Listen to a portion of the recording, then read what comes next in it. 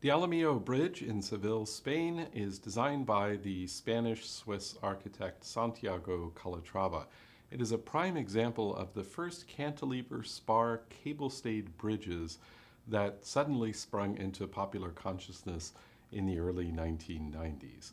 The question that we're pondering is not only why did these bridges emerge and suddenly become so popular, but was there more to the design process of a bridge like this beyond simply the rational development from a cable-stayed bridge into this kind of funny, leaning, cantilevered type bridge? Was there more to Santiago Calatrava's background that allowed him to develop this bridge type in this very particular form?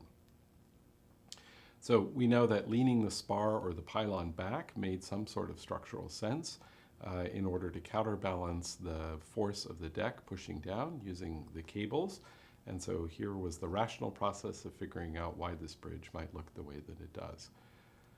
We also looked briefly at the kinds of sculptural and sketching work that Calatrava does outside of the particular design projects. These are ideas and themes that he's exploring, which are beyond the particular constraints of the project. They are the kinds of things that he spends his time thinking and sketching about that work their way into the design process.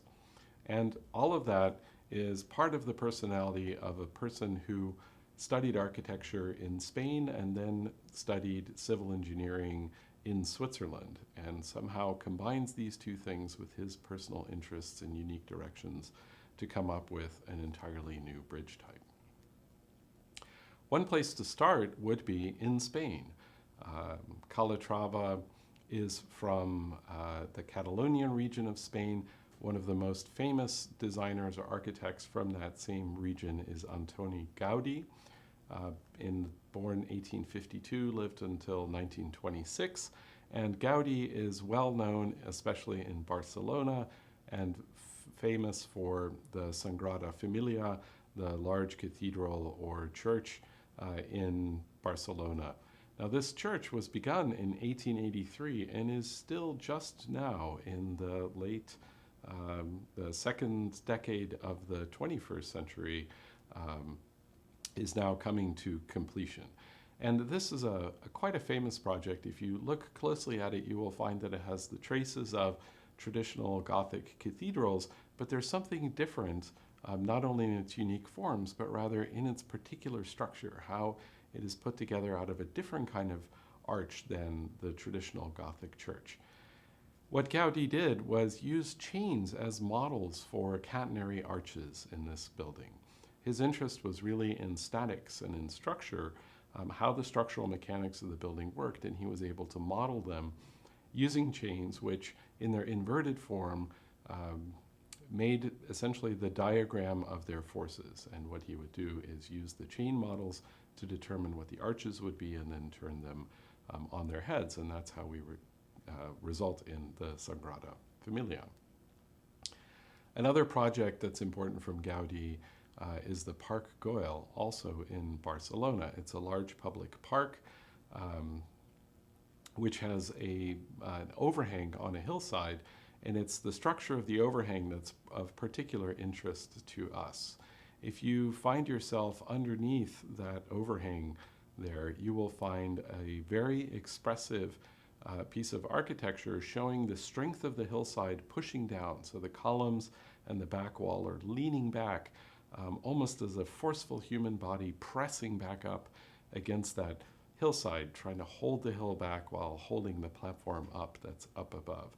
So it's the choice of this kind of arch here that becomes very expressive in form of the structural forces behind it. And of course, it's something like this that would be of interest to Santiago Calatrava.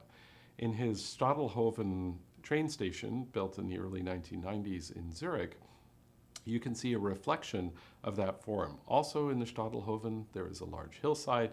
It's pressing down upon the train tracks. There are two sets of train tracks and a walkway up above. And suddenly we can start to see a similar kind of attitude towards holding back the hillside and the proportions and the shape of the spaces. And in fact, if you were to look at Calatrava's sketches, you can see the weight of that hillside with the trees on top pressing down over the top of the two railroad tracks next to each other there in the Stadelhofen site. And it's from his sketchbooks that we can also begin to see him exploring the idea of the forces more abstractly. So suddenly we have sculptural elements, much like the ones that we've seen before, that are portrayed on the one hand as teetering and the other hand as holding. We can see the traces of human figures down below as the frameworks that might hold up. One really gets the sense from these structures or from these sketches, the weight of that hillside pressing down and over, and the need for the structure that's holding the hillside up to be as expressive as we saw in the Park Güell by Gaudí. And the forms themselves now are no longer traditional columns, but rather they begin to be almost as structural engineering forces that are expressive of the weight of that hillside pressing down.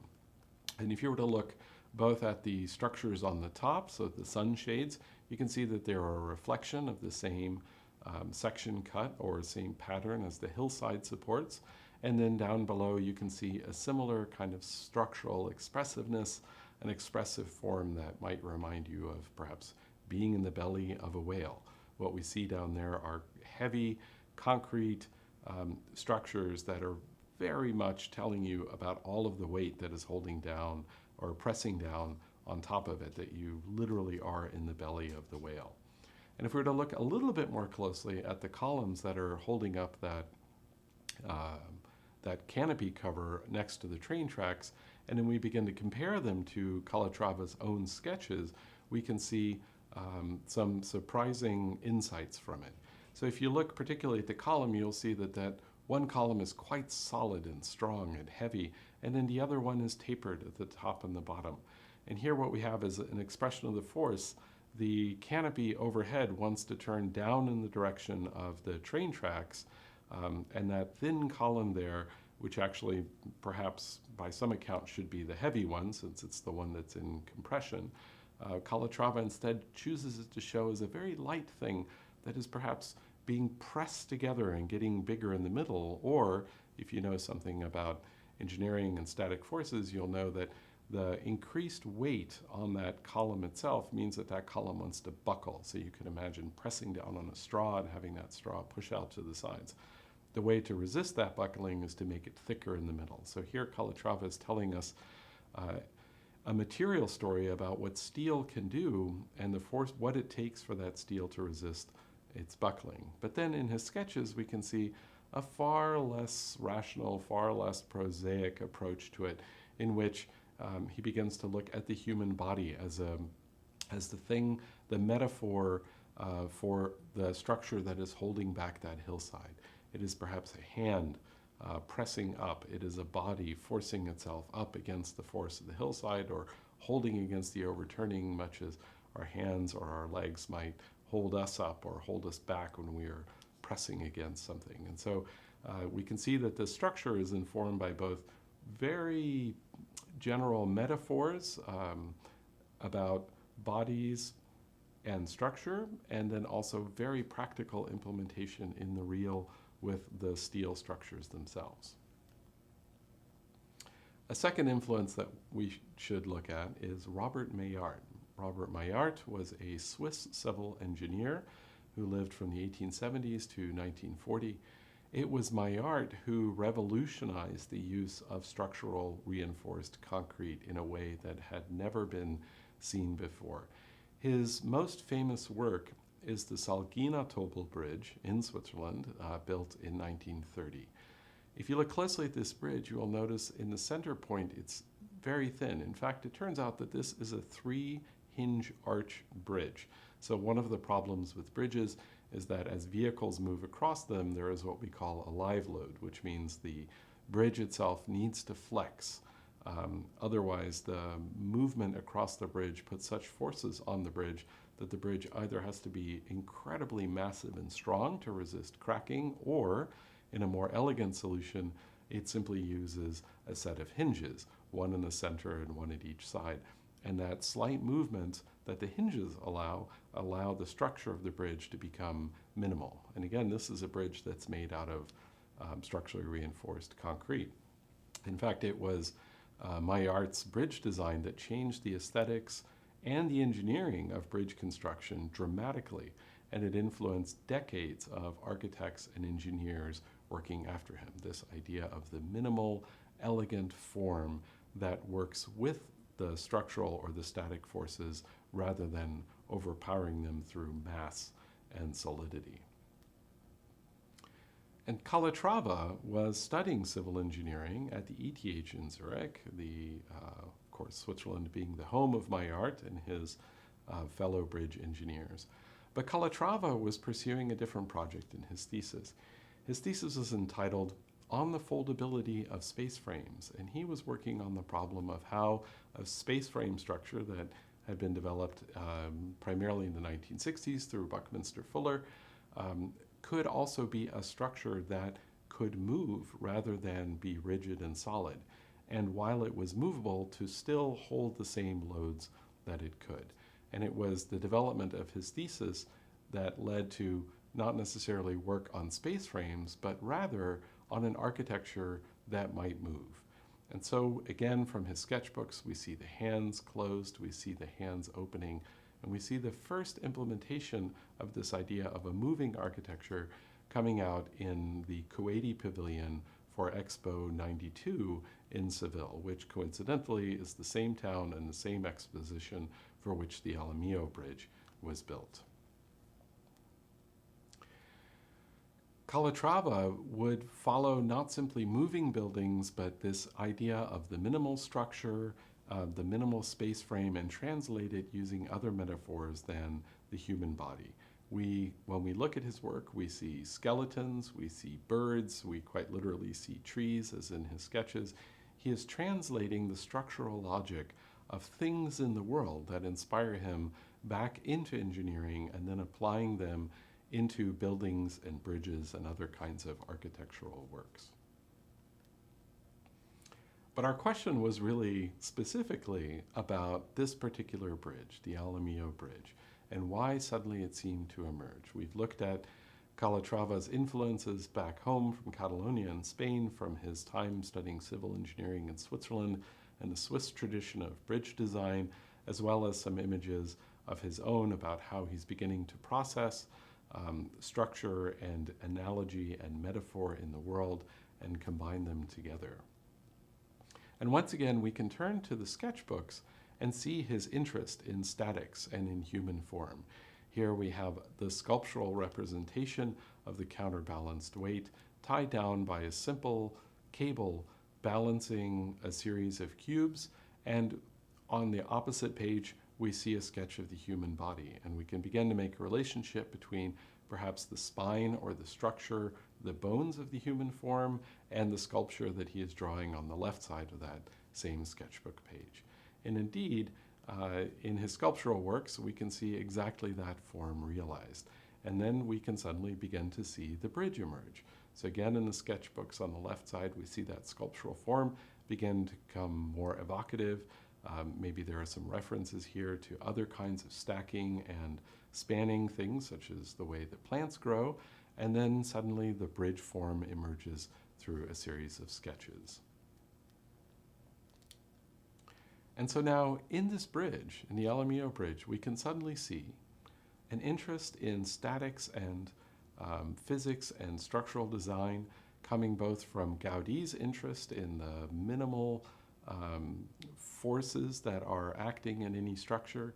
We can see the elegance of Maillart's concrete forms, the expression of minimal structure, but also the elegant, expressive forms of those bridges.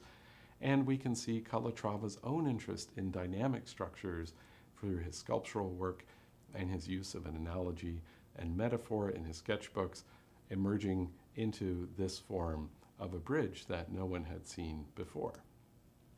So it's an example of the fact that one can go through both rational and less than rational processes by using analogies and metaphors and any range of other things, and we can both use them directly, so rationally and expressively on the surface, or we can bring them in from our other interests, our subconscious work. The other parts of our lives begin to inform the kinds of design solutions that we come up with. And on a final note, you wonder, well, why, if this bridge was so successful, why did it turn out that there was such innovation? Meaning, why were there so many other bridges around the world that were built like this? As it turns out, this is not a particularly efficient structure for a bridge. It looks exactly like the counterbalancing of that tilted pylon should work, but if one were to look specifically at the engineering of it, there are clearly far more logical or rational ways of doing it. But I don't think it's necessarily about the most elegant form structurally, but rather it's about the most elegant form aspirationally. And I think this is probably why this bridge type has become so popular. It simply looks like the future. It's an aspirational symbol. And any town that needs a bridge doesn't want to build in the old way, the way that it's always been done. They want to look into the future and show the world, for example, as Seville did for Expo 92, that they are part of a new age and would like to have a kind of architecture and design reflective of their leap into the future rather than their feet stuck in the concrete of the past.